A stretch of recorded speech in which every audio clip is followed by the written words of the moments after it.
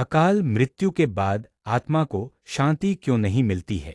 आज हम इस विषय पर विस्तार से बात करते हैं।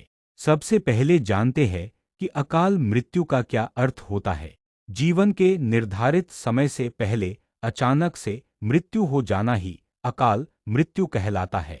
हिंदू धर्मशास्त्रों, पुराणों तथा गरुड़ पुराण जैसे ग्रंथों में उल्लेख मिलता है कि प्रत्येक आत्मा इस संसार में एक निश्चित समय, उद्देश्य और कर्मफल के साथ जन्म लेती है। आगे बढ़ने से पहले आप लोगों से एक विनती है, हमारे चैनल को लाइक, शेयर, सब्सक्राइब जरूर कर लें ताकि इसी तरह की और वीडियो आपको जल्दी मिल सके, और साथ ही हमारी वीडियो को अंत तक जरूर देखें।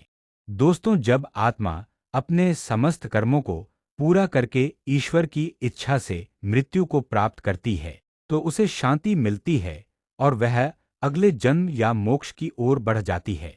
लेकिन जब किसी कारणवश व्यक्ति की मृत्यु दुर्घटना, आत्महत्या, हत्या, महामारी या अन्य कारणों से हो जाती है तब इसे अकाल मृत्यु कहा जाता है। ऐसी मृत्यु के समय आत्मा अक्सर मानसिक, भावनात्मक व आध्यात्मिक रूप से मृत्यु के लिए तैयार नहीं होती।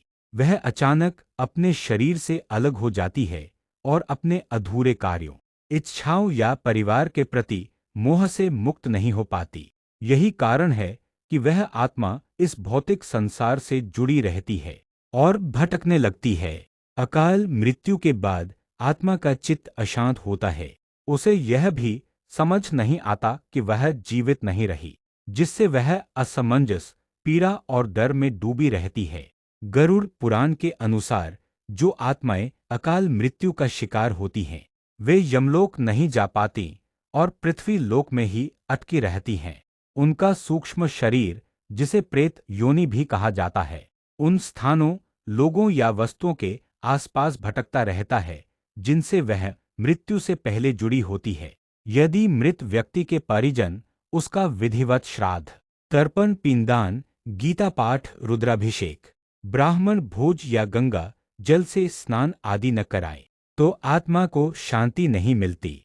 इसके अतिरिक्त यदि व्यक्ति ने जीवन में अधर्म, पाप या हिंसा आदि कार्य किए हों, तो उसकी आत्मा को भी अकाल मृत्यु के पश्चात अत्यधिक कष्ट भोगने पड़ते हैं।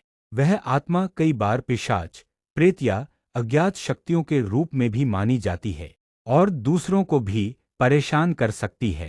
अतः यह माना जाता है कि अकाल मृत्यु के पश्चात आत्मा की शांति हेतु विशेष पूजा पाठ, मंत्र जाप, नारायण बलि, त्रिपिंडी श्राद्ध और गीता के 7वें, 8वें और 15वें अध्यायों का पाठ करके आत्मा को ईश्वर की ओर प्रस्थान करने की प्रार्थना करनी चाहिए।